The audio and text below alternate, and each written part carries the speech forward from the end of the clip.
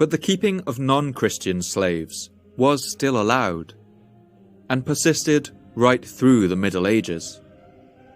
When Christian kingdoms went to war with the kingdoms of the Muslim world, prisoners of war were constantly being taken as slaves by both sides.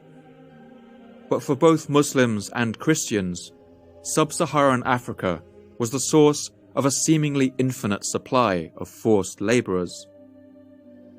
Since the first trade routes across the Sahara began, the lands of the north began extracting Africa's manpower by force.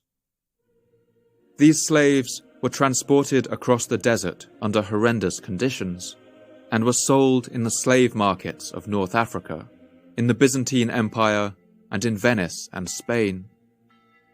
They were often used as labourers and servants, but they were also forced to fight as soldiers in one medieval army or another. And while slavery is deeply unpleasant to consider, it was an unfortunate fact of life in this time, and it will be important to acknowledge its effect on the history of this region if we are to make any sense at all of what happens next.